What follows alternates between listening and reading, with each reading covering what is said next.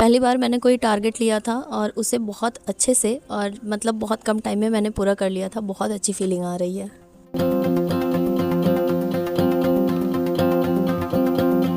Hello good morning to all of you. Welcome back to my channel Stree dream. कैसे हैं आप सभी? उम्मीद करती हूँ आप सभी बहुत ही अच्छे होंगे। मैं भी ठीक हूँ और आज मेरे दिन की शुरुआत सुबह सुबह ही हो गई थी। और आजकल आप लोगों को मैंने बताया नहीं, सारवी का नया रूटीन फिक्स हुआ है। शाम के 5:30 बजे तक सो जाती हैं और सुबह सुबह ही उठ जाती हैं। और आज ऐसा हुआ था ना कि रात में 1 बजे ही उठ गई थी, क्योंकि कल शाम को ना 5 बजे से ही सो रही थी और रात में 1 बजे उठकर लगभग 2 बजे के आसपास तक जगी हैं, खेली हैं, उसके बाद सोई हैं। बट फिर भी सुबह मतलब उठ गई थी। और मैं भी रात में यूरोपीय कंपनियों का आगमन मैंने 13 दिसंबर के आसपास स्टार्ट किया था, बट कंप्लीट नहीं कर पाई थी, इसलिए रात को मैंने उसे पूरा किया। लगभग 12 बजे के आसपास मैं सोई थी और सुबह बहुत जल्दी उठ गई थी, 7 बजे से पहले ही। तो मेरी आंखें थोड़ी स्वेल हुई हैं, बट उसको आप माइंड मत कीजिएगा। और सुबह सुबह उठकर मैं सारवी के और अपने थोड़े जो पर्सनल काम होते हैं वो करने के बाद आ गई थी किचन में और यहाँ चाय नाश्ता बनाने लगी।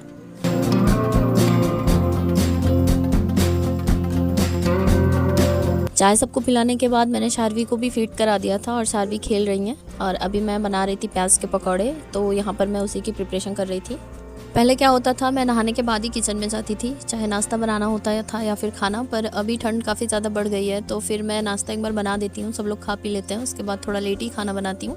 तो इसी तरह से कुछ मैनेज कर रही हूँ। और आज सुबह सुबह ही मैंने आप सभी को एक मैसेज पोस्ट किया था, आप लोगों ने देखा भी होगा कि आज मैंने टारगेट दिया था खुद को।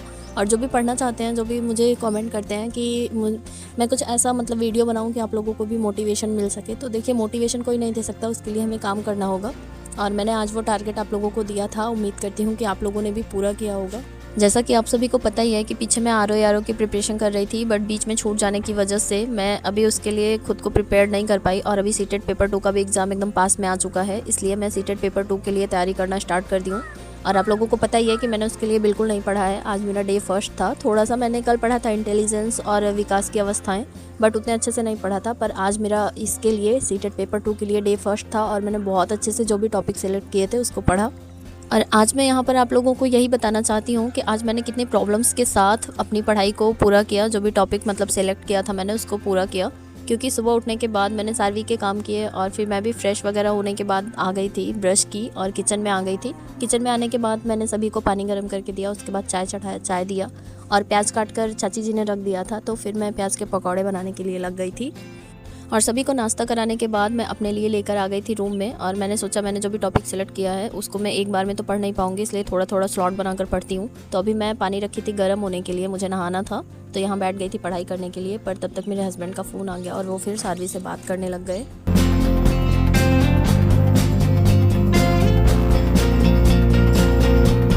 मेरे साथ ही पता नहीं ऐसा होता है या फिर सभी माओं के साथ होता होगा। मैं सारवी को ना बिल्कुल अपने आप से दूर नहीं रखना चाहती, मतलब 1 मिनट के लिए भी अलग नहीं रखना चाहती। पता नहीं क्यों मुझे इतना ज़्यादा केयर लगी रहती है हमेशा, कि कहीं गिर गई या फिर कहीं चोट लग गया या फिर कुछ भी हो गया तो फिर मैं क्या करूँगी, हमेशा डर लगा रहता है। पर अभी ऐसा नहीं है कि घर में कोई देखता नहीं है, या फिर मेरे यहाँ तो इतने बाजू वाले भी इतने अच्छे हैं, मतलब चाचा लोग हैं, वो लोग भी बहुत अच्छे से केयर करते हैं। बट पता नहीं क्यों मेरा मन ही नहीं मानता। अब तो जैसे जैसे सारवी बड़ी हो रही है मैं बहुत ज़्यादा पॉजेसिव होती जा रही हूँ उनके लिए। और मैं ये भी सोचती रहती हूँ कि मैं इन्हें साथ में ही लेकर पढ़ाई कर लूँगी, पर इन्वायरमेंट उस तरह से बन नहीं पड़ता। बाहर से आवाज़ आती है तो फिर सारवी डिस्ट्रैक्ट होती हैं और सारवी की वजह से फिर मैं डिस्ट्रैक्ट होने लगती हूँ। इसलिए मैं अभी अपने आप को यही समझा रही हूँ अभी कुछ दिनों के लिए कि मुझे जो भी करना है अपनी लाइफ में अब तो सिर्फ सारवी के लिए यही करना है। मुझे ऐसा लगता है ना कि मैं एक सारवी को बहुत अच्छा भविष्य दे पाऊँ, तो इसीलिए करना है। इसलिए थोड़ा सा तो कॉम्प्रोमाइज़ कहीं ना कहीं करना पड़ेगा, क्योंकि सारी चीज़ें लेकर नहीं चल सकते। सारवी को बात करा लेने के बाद फिर मुझे लगभग 9 बज गए थे और मैं चली गई थी नहाने के लिए, क्योंकि मेरा पानी गर्म हो चुका था और देर तक मैं रखती तो फिर ठंडा हो जाता और मुझे खाने में बहुत ज़्यादा कुछ बनाना नहीं था। इसलिए नहा कर आने के बाद मैं फिर से बैठ गई थी पढ़ाई करने के लिए और सारवी बाहर अपने दादी के पास खेल रही थी। और बस थोड़ा सा ही पढ़ने के बाद फिर सारवी आ गई थी अंदर और उन्हें फिर से भूख लग रही थी, तो उन्हें मैंने फीड कराया, उसके बाद मैंने सुला दिया था। फिर मैं आ गई थी किचन में और अभी मैं यहाँ पर दाल बनाने जा रही थी। आजकल मैं आंगन का और बाकी कामों का वीडियो इसीलिए नहीं शूट कर पाती, क्योंकि हर जगह हर कोई रहता है, तो फिर वीडियो बनाना ना अच्छा नहीं लगता मुझे, इसलिए मैं वीडियो बहुत कम बनाती हूँ। मुझे ऐसा लगता है कि मैं एक ही जगह रहकर वीडियो बनाती हूँ, शायद आप लोग ना पसंद करें, बट यही वजह है जो मैं वीडियो नहीं बनाती हूँ हर जगह की। मैं खाने में दाल चावल ही बनाने वाली थी, तो मम्मी ने बोला कि पालक वाली दाल बना दो, तो थोड़ा सा पालकी था और कल मम्मी थोड़ा चना का साग ले आई थी, वो और हरी मटर सब कुछ मिलाकर मैंने उसी में टमाटर डालकर दाल चढ़ा दी थी। और उसके बाद फिर मैं यहाँ पर जा रही थी चावल साफ़ करने।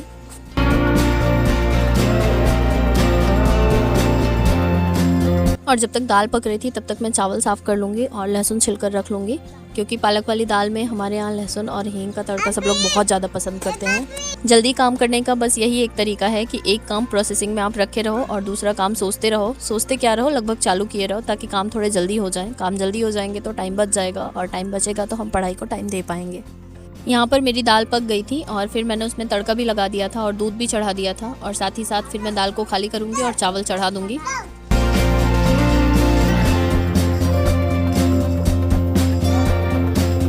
चावल चढ़ाने के बाद मैंने थोड़ा सा सामान जो बिखरा हुआ था वही सब अरेंज कर दिया। मैं किचन अभी नहीं साफ़ करूँगी, क्योंकि कुछ कामों में कटौती करनी पड़ेगी, तभी पढ़ाई हो पाएगी। तो बस यहाँ पर सब लोग बाहर बैठ के किचन के बात कर रहे थे और मैं जा रही थी अपने रूम में। सारवी सो रही थी और मैं मम्मी को यही बता रही थी कि यहीं बैठकर सब लोग बात कर रहे हो, मैं जा रही हूँ अंदर पढ़ाई करने के लिए, मैं कैसे करूँ।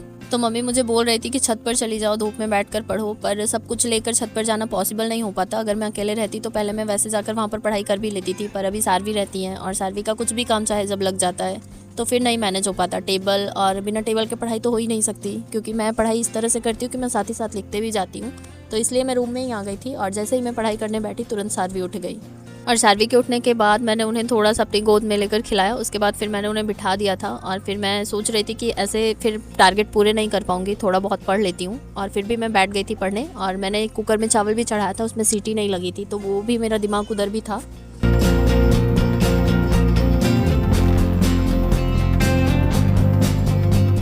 हम हाउसवाइफ के पास सिर्फ खाना बनाना ही काम नहीं होता है, हमें घर की साफ़ सफाई, कपड़े, बर्तन, झाड़ू पोछा सब कुछ देखना होता है। और अगर हमारे पास बच्चा है तो हमारे पास और भी एडिशनल काम होते हैं, तो हम मल्टीटास्किंग हो जाते हैं। और कुछ इसी तरह से अपने कामों को मैनेज करते हुए आज का टारगेट मैंने पूरा किया था।